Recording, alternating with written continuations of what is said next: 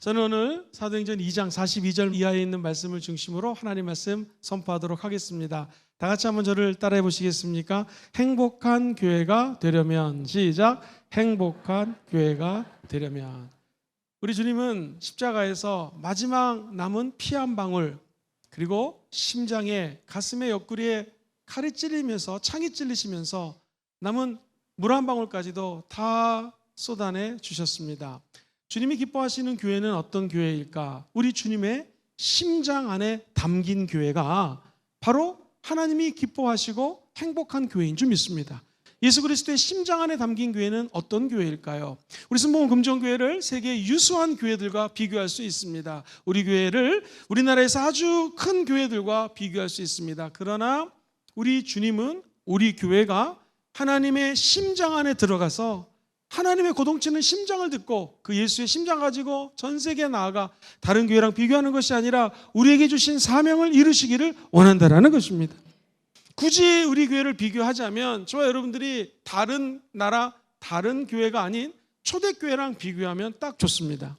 초대교회는 성령이 함께하는 공동체였습니다. 사랑을 나누는 공동체였고요, 하나님의 음성을 따라가는 귀한 하나님의 말씀 공동체였습니다. 우리 행복한 교회의 샘플 초대교회를 바라보시면서 어떻게 하면 우리도 행복한 성도가 되고 목사가 되고 그리고 우리 모든 교인들이 되어서 하나님 나라를 일구어 나갈 수 있을 것인가? 행복한 교회가 되려면 첫 번째, 같이 저를 한번 따라해 보시겠습니까? 하나님 말씀에 귀 기울이기. 하나님 말씀에 귀 기울이기.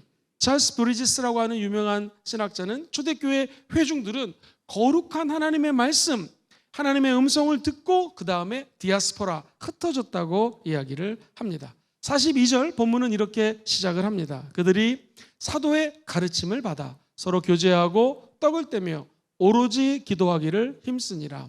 사도의 가르침을 받았습니다. 오늘 이 자리에 하나님의 영이 우리에게 친히 가르쳐 주실 줄 믿습니다. 또한 주의 종들을 세우시고 그 선포를 통하여 하나님의 말씀을 가르쳐 주신 것이죠. 뭐에 대해서? 예수님이 십자가에서 죽으셨습니다. 그가 몸에 찢김으로 말미암아 저와 여러분들이 나음을 입었습니다. 채찍에 맞음으로 우리 안에 있는 모든 질병이 치료가 되었습니다. 예수님이 흘리신 보혈로 죄와 저주가 사라지게 되었습니다.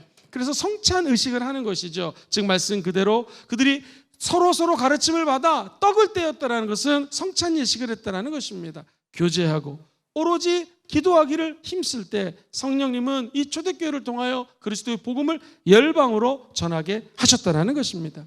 나중에 이 성령의 바람이 2장, 8장, 9장, 10장, 19장 계속해서 불어옵니다. 방언을 말합니다. 특별히 19장에 보면 이런 표현이 나와요. 아시아에 사는 유대인이나 헬라인이나 다 뭐를 듣더라? 주의 말씀을 듣더라는 거예요. 예수 믿으면 하나님의 말씀을 들어야 됩니다.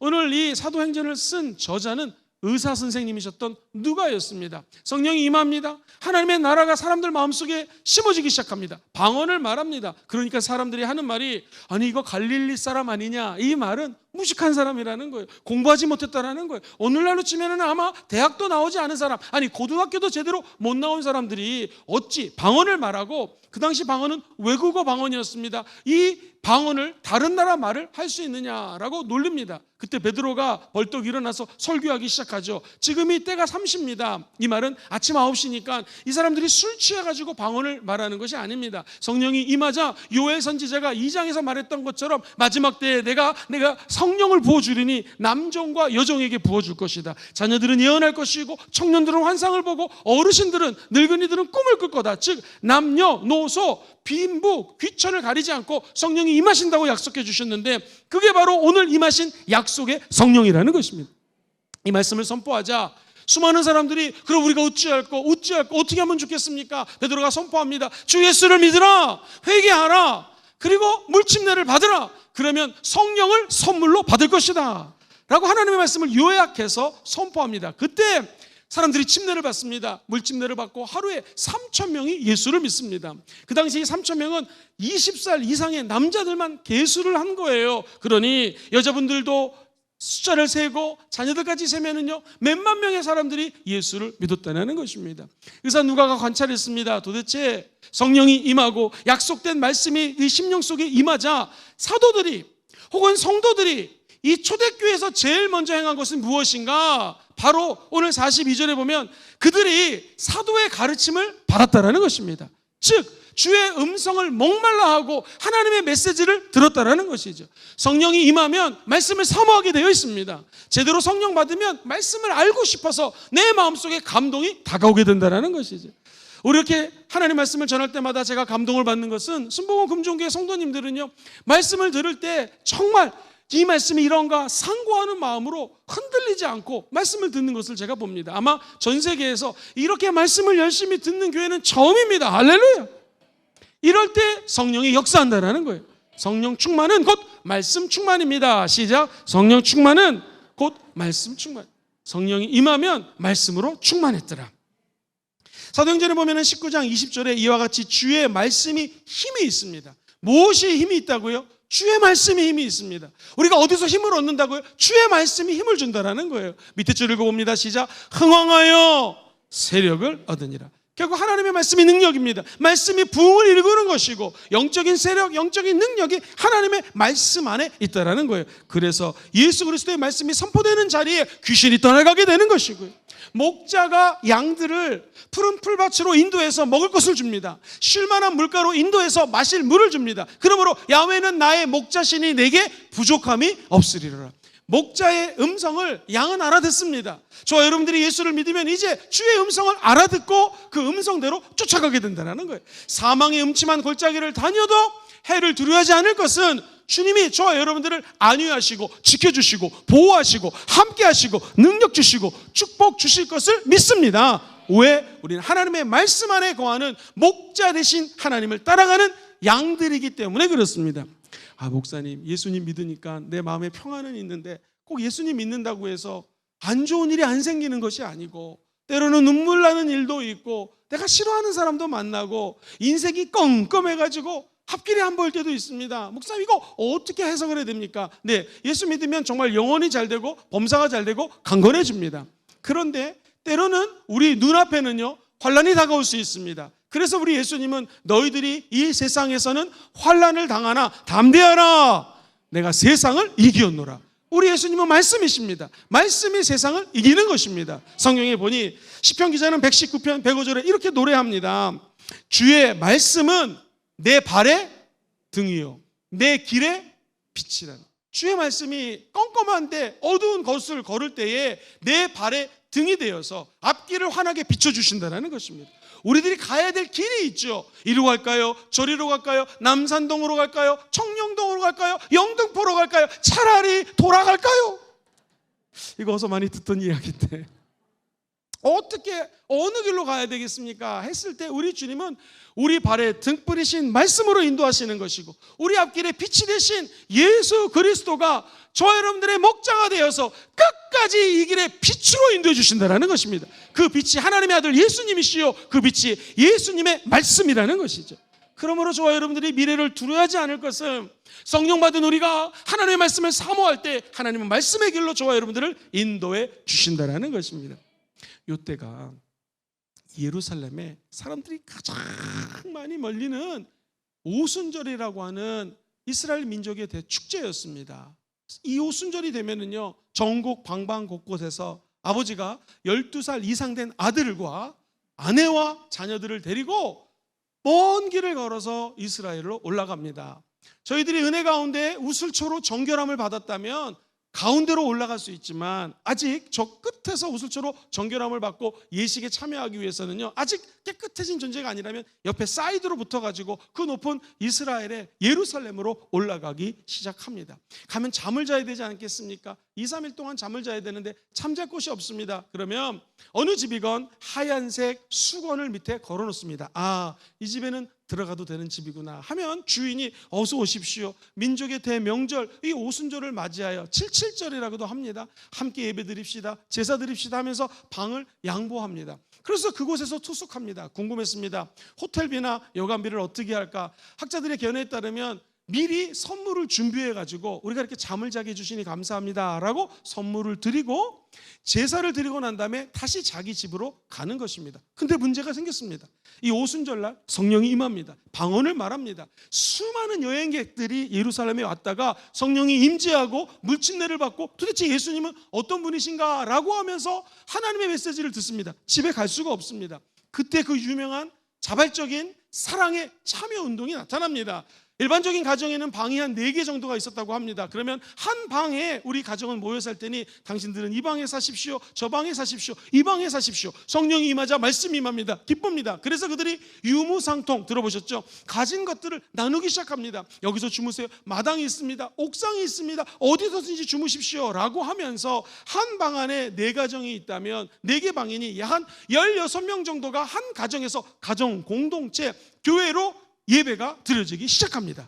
초대교회 자료를 보면은요, 매일매일 저녁에 모여가지고 애찬을 나눕니다. 그리고 예수님이 어떤 분이신지를 듣기 시작합니다. 사도들은요, 낮에는 물침대를 주고 밤에는 가정교회 방문해가지고 예수님은 이런 분이십니다, 그분이 죽음에서 부활하셨습니다, 그분을 믿는 자들마다 성령을 보내주신다고 약속해 주셨습니다, 이렇게 하나님의 가르침을 허락했습니다. 그러자 그들이 그 가르침을 받아서 떡을 떼고 성찬을 하고 참된 크리스찬으로 거듭나게 되었다는 것입니다.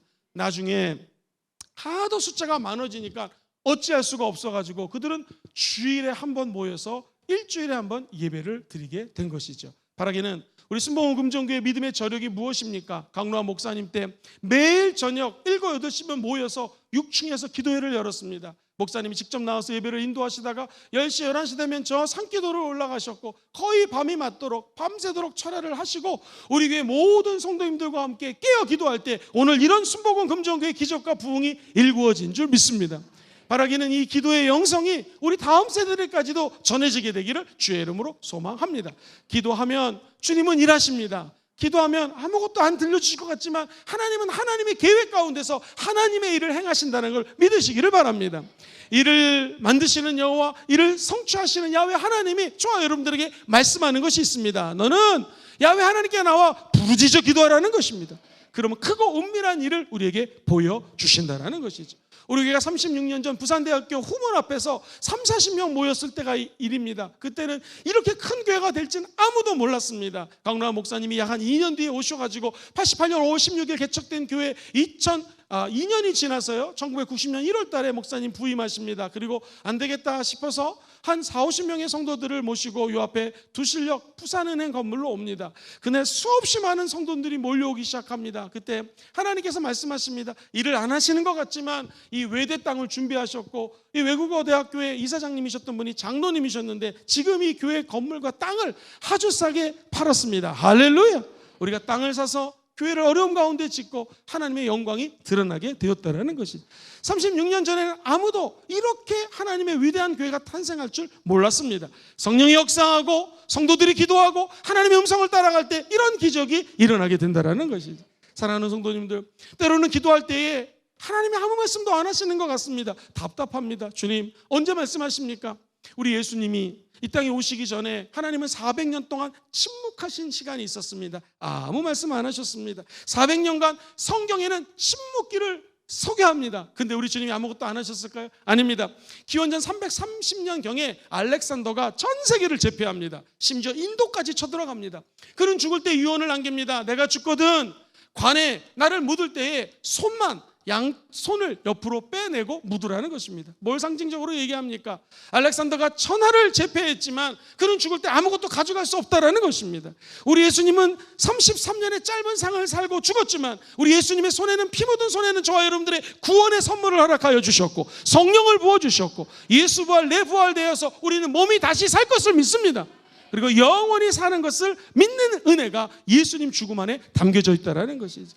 알렉산더 대왕이 전 세계를 다니면서 그리스말, 헬라어라고 합니다. 그리스어를 전 세계에 공용어로 만들어놨습니다. 이 신약 성경은 바로 시장에서 코이네라고 하는 보통 사람들, 일반 사람들, 우리 같은 서민들이 쓰여지는 말을 가지고 기록되어 있기 때문에 하나님의 메시지가 온 열방에 퍼져나갈 수가 있었던 것입니다.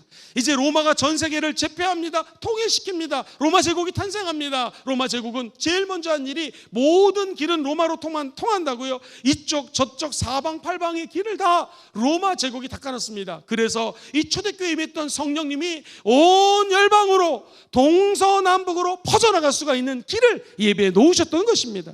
통신 방법이 완전히 효율화가 되옵니다. 그래서 예수 그리스도의 메시지를 전할 수 있는 길이 더 빨리 열리게 된다는 것입니다. 무엇보다도 우리 하나님은 일찍이 북이스라엘 남유다 사람들을 다 포로로 잡혀갈 수 있도록 허락합니다. 이해가 안 돼요. 이것을 우리는 디아스포라라고 얘기를 합니다. 흩어졌던 유대인들이 온 열방에 살다가 유대 말도 기억하고 각 나라 말을 쓰다가 모이는 날이 바로 유대인입니다. 유대인들의 민족 명절인 오순절 날입니다. 그날 성령님이 임했고 사람들은 우리를 왜 디아스포라 흩어지게 했는지를 깨달았습니다. 다시 은혜 받고 다시 이들이 흩어져가지고 초대교회의 놀라운 역사가 온 열방에 퍼져나갔다는 것입니다. 얼마나 강력한 역사가 일어났는지 42절에 사도들의 가르침을 받아가지고 떡을 떼고 그들이 오로지 기도하기 힘썼다고 얘기를 하죠. 43절에 보면 이렇게 표현을 합니다. 같이 한번 본문을 읽어봐요. 시작. 사람마다 두려워하는데 사도들로 말미암아 기사와 표적이 많이 났습니다. 사도들의 메시지를 들었습니다. 그 사도들이 기사와 표적을 많이 나타냈습니다. 영어로는 signs and wonders라고 얘기해요. 사인이 뭐냐면요, 이쪽으로 가시면 남산동입니다. 이쪽으로 가시면 청룡동입니다. 이게 사인이에요. 즉 성령의 역사에서 우리 인생길을 모를 때 하나님의 말씀과 표적과 기사로 앞길을 알려주셨다는 것입니다. 하나님은 아무것도 안 하는 분이 아니십니다. 침묵하는 분이 아니십니다. 오늘 이 시간에도 말씀하고 계십니다. 우리가 기도하고 주의 음성을 청종하면 하나님은 앞길을 예비하시고 준비해 놓으십니다. 그리고 남쪽으로 가라, 청룡동으로 가라, 서울로 가라, 갈 길을 밝혀주시는 분이 우리 하나님이시라는 거 기억하시기를 주의 이름으로 축원합니다. 그야말로 예수의 심장을 품고 성도들이 복음을 증거하기 시작합니다. 저는 이것을 눈부신 부흥이라고 표현하고 싶습니다. 믿음의 사람들이 많아집니다. 선지자님, 우리 사도님, 이 친구들도 예수를 좀 믿기 원합니다 하면서 수많은 사람들이 전도되기 시작합니다. 교회는 가장 행복했던 시간을 맞는 거죠. 그때는 이런 순복음 금종교회 같은 건물이 없었습니다. 가정으로 믿지 않는 영혼들이 몰려들었다는 것이죠. 순복음 금종교회 모든 성도님들의 가정교회가 잃어버린 영혼들이 몰리는 장소가 되기를 주의 이름으로 소망합니다. 이 초대교회의 놀라운 눈부신 부흥의 원동력은 성령 하나님이셨습니다. 성령님이 예언된 그대로, 약속 그대로 오셨다는 것입니다. 하나님의 말씀은 약속입니다. 이런 얘기를 들었습니다. 미국에서 경찰이 커피를 한 잔 마셨어요. 근데 아시는 것처럼 미국은 이 커피를 배달해 주는 분에게 팁을 드리거든요. 팁을 드리려고 했더니 이 돈이 없는 거예요. 그래서 지갑을 열어보니 지금 돈이 없다고, 미안하다고. 그런데 거기에 로또 복권이 하나 있으니 이게 당첨되면 반을 주겠다고 약속을 했습니다. 그리고 집에 가서 TV를 봤는데 한 50억에 당첨이 된 겁니다. 질문 드리겠습니다. 여러분들은 그 돈의 반 25억을 커피숍에서 일하시는 그 아가씨에게 다시 돌려드리겠습니까? 입을 싹 닫고 여러분이 가지시겠습니까? 갑자기 머리가 복잡해지시네요. 이 경찰 아저씨는 그 자매에 가가지고 이렇게 얘기합니다. 한번 약속은 약속입니다 하면서 25억을 뚝 잘라서 줬다라는 것입니다. 세상 사람도 약속은 지킵니다. 우리 예수님의 약속은 무엇입니까? 내가 아버지께로 가면 너희들을 고아처럼 내버려두지 아니하고 성령을 부어주신다라는 거. 여러분, 외로운 사람들이 아닙니다. 이 땅에 살면서 절대 고독, 절대 눈물이 있을 수 있지만 성령님은 우리를 고아처럼 내버려두지 아니하고 우리 안에 들어와서 의에 대해서, 진리에 대해서, 희망에 대해서 말씀해 주신다는 것입니다. 성령님은 우리의 눈물을 흘릴 때 함께 흘려주시는 분이십니다. 성령님은 우리의 연약함을 도와주시나니 우리 안에 들어서 말할 수 없는 탄식으로 우리들을 위해 친히 간구해 주시는 분이 성령님이시라는 것이죠. 그러므로 오늘 임한 이 성령님은 하나님의 아들 예수님이 약속하신 보혜사 성령님이라는 것이죠. 그렇습니다. 하나님의 말씀은 약속입니다. 우리 주님의 음성을 듣는 것이 왜 중요할까요? 성령 충만하면 왜 말씀에 초점을 맞춰야 됩니까? 주의 말씀을 들을 때 그 약속이 실현되는 것입니다. 주의 말씀을 꿈꿀 때 그 꿈이 이루어지는 것입니다. 주의 들은 말씀, 귀에 하신 말씀을 입술로 선포할 때 그것이 우리 예수 그리스도의 말씀에 창조적 능력이 있으므로 우리가 말씀하는 곳에 기적이 일어나고 눈에 보이지 않는 세계에 문이 열리게 되는 것이고요. 이 3차원의 세계, 4차원의 공간이 열리는 것입니다. 그것을 우리는 초월적인 세계라고 이야기를 하는 것이죠. 그래서 오늘 본문은 43절에 이렇게 얘기합니다. 사람들이 다 두려워하던데 사도들로 말미암아 기사와 표적이 많이 나타나니 믿는 사람이 다 함께 있어 모든 물건을 서로 통용했다고 얘기합니다. 그렇습니다. 그들이 함께 모였습니다. 우리 순복음 금종교회가 천국 가는 날까지 모이기를 해방하는 어떤 자들의 말씀처럼 그들의 습관처럼 하지 마시고 모이기를 힘쓰기를 주의 이름으로 축원드립니다.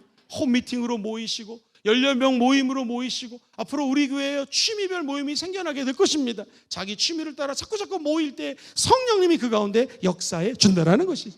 주의 음성을 들으면 하나님과의 관계가 회복됩니다. 이웃을 사랑하면 이웃과의 수평적인 관계가 회복된다라는 것이죠. 그래서 행복한 교회는 첫 번째 하나님의 말씀을 따라가는 교회입니다.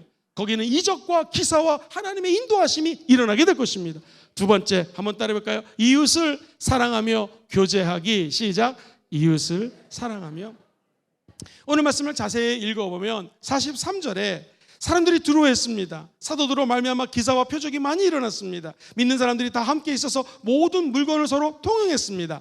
또 재산과 소유를 팔아 각 사람의 필요를 따라 나누어 주었다. 이 말은 있는 물건을 다 팔고 집 팔아가지고 교회에 헌금하라는 의미가 아닙니다. 성도들이 하나님의 음성을 듣자 행함으로 이웃을 섬겼다라는 것입니다. 사람들이 은혜를 받습니다. 성령이 임합니다. 예배를 드립니다. 하나님의 말씀을 듣기 시작합니다. 사모합니다. 이러니 집에 갈 수가 없습니다. 초대교회에 모였던 수많은 사람들이 계속 예배를 드립니다. 그러니 성도들이 우리 집에도 한번 와보십시오. 우리가 김치찌개가 있는데 김치찌개를 좀 나눠 먹읍시다. 우리 집에는 만두가 있습니다. 김치찌개 만두 넣어 먹으면 맛있습니다.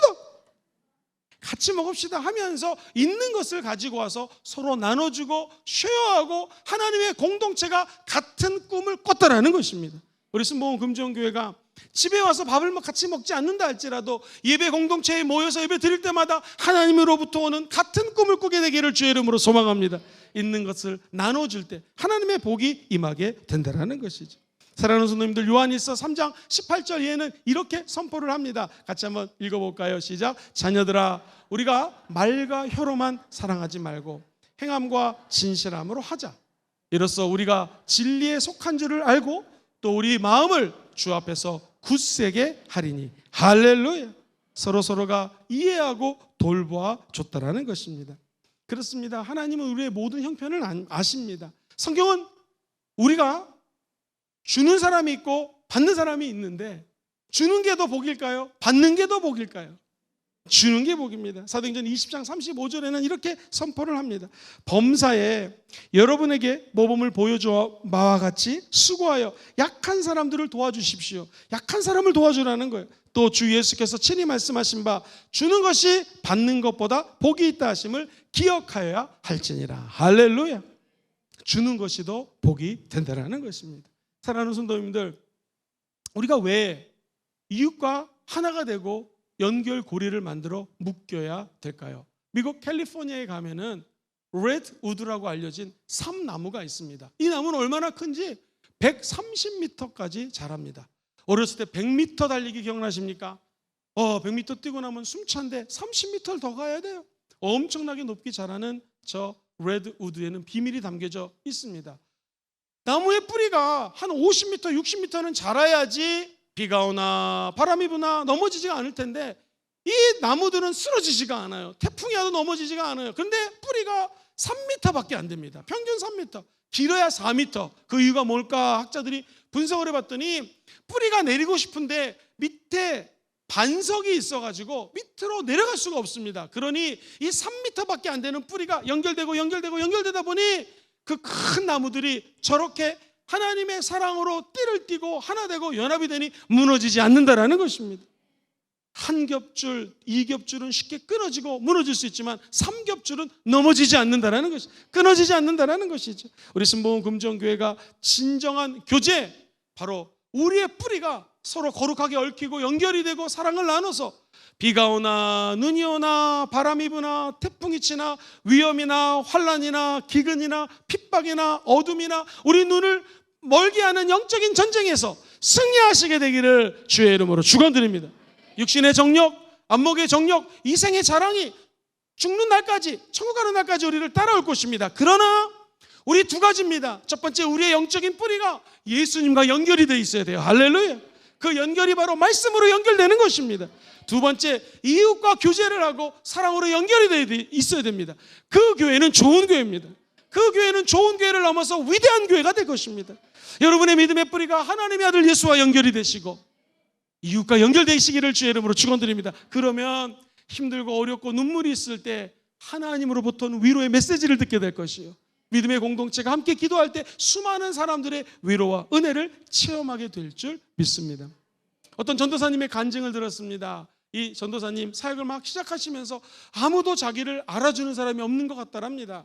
이민교회 전도사님이셨는데요, 한국에서는 뭐 기타가 몇 대가 있기 때문에 기타 갖다 치면서 찬양을 인도할 수 있는데, 이 이민교회 가고 외국에 갔더니 기타를 안 가져와서 찬양을 인도하는데 기타가 없다랍니다. 누구에게 좀 기타를 빌려달라고 했더니 그분이 매정하게 안 된다고 얘기를 했다라는 거예요. 너무너무나 일이 힘들고, 야, 이 흔한 기타 정도 빌리지 못해서 예배를 못 드리는 그 젊은 전도사님이 너무나 낭망을 해가지고 지쳐가지고 금요철에 고개를 푹 숙이고 기도하고 있었다고 합니다.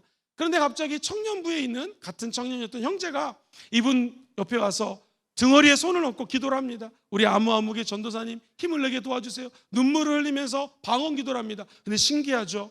그렇게 힘들고 마음이 섭섭하고 어려웠던 기억이 있는 전도사님이 형제가 와서 이 전도사님께서 기도하는데 마음속에 불이 붙더랍니다. 아, 내가 혼자가 아니구나. 이 형제가 외로운 걸 얘기를 안 했거든요. 힘든 걸 얘기를 안 했거든요. 근데 하나님은 이 형제를 보내가지고 막 기도를 시키더라는 거예요. 힘을 얻습니다. 그리고 그 청년부는 10명이 모이는 작은 공동체가 6개월 만에 100명으로 성장을 하게 됩니다. 할렐루야. 그 전도사가 접니다.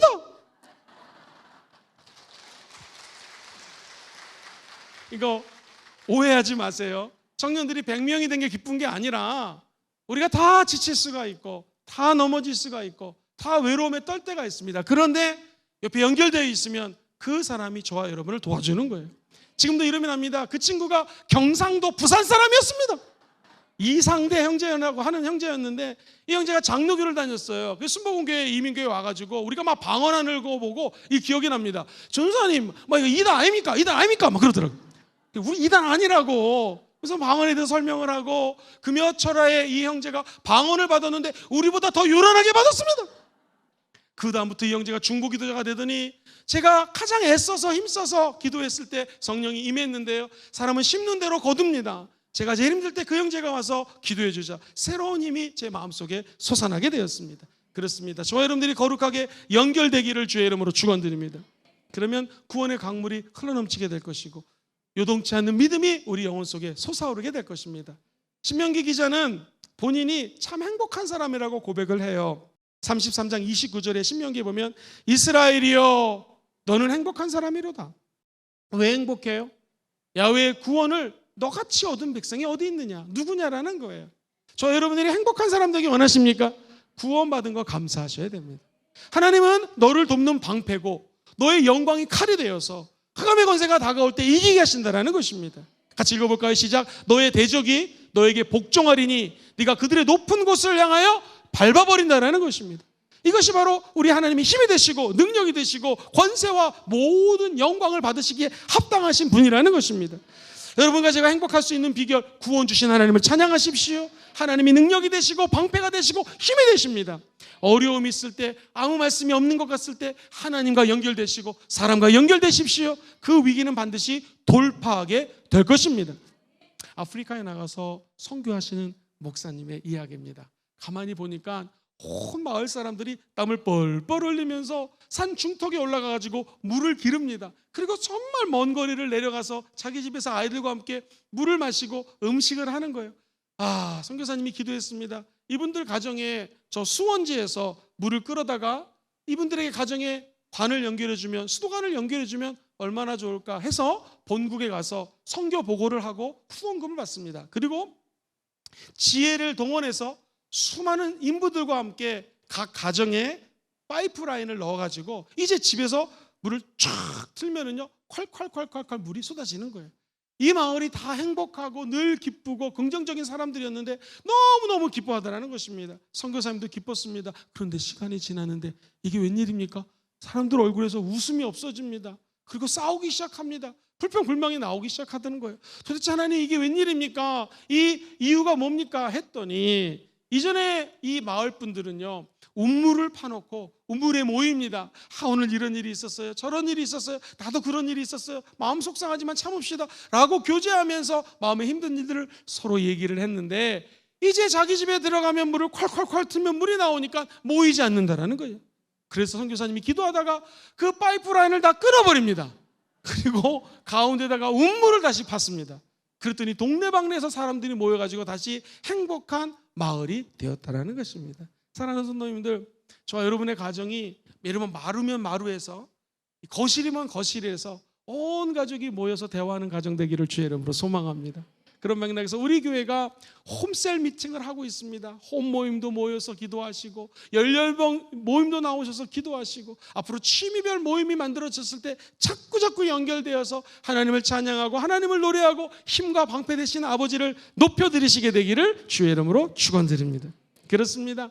오늘 성경 본문은 이렇게 마무리가 됩니다. 46절 이하에 보면 그들이 날마다 마음을 같이하여 성전에 모이기를 힘쓰고 집에서 떡을 떼며 기쁨과 순전한 마음으로 음식을 먹었습니다. 매일 저녁 애찬을 나눴다라는 것입니다. 그러면서 47절 하나님을 찬미하며 또 온 백성에게 칭송을 받으니 주께서 구원받는 사람을 날마다 더하게 하시니라. 이 은총이 저와 여러분들이 섬기는 우리 순복음 금종교회 함께하기를 주의 이름으로 축원드리고 여러분의 가정에 이 은총이 함께하기를 축원드리고 나아가 눈에 보이지 않는 한 사람들이 성령님이 거하는 성전입니다. 우리 영혼 속에 깃들어서 이 승리의 감격, 부흥의 축복이 천국 가는 날까지 지속되기를 예수 이름으로 기도합니다. 그리하여 우리 예수님의 심장 안에 담겨져 있는 교회가 저 여러분의 가정교회, 순복음 금정교회가 되기를 주의 이름으로 소망합니다. 우리가 예배드리고 주의 말씀을 듣고 꿈을 꾸는 대로 성령 하나님은 역사하여 주실 것이고 우리의 믿음이 자녀들에게 전수가 되어서 순복음 금정교회가 앞으로 천년의 부흥을 주도하는 교회가 되기를 주의 이름으로 소망합니다. 옆 사람 인사하겠습니다. 우리 교회가 천년의 부흥을 주도하는 교회가 될 것입니다. 시작. 우리 교회가 천년의 부흥을 주도하는 교회가 될 것입니다.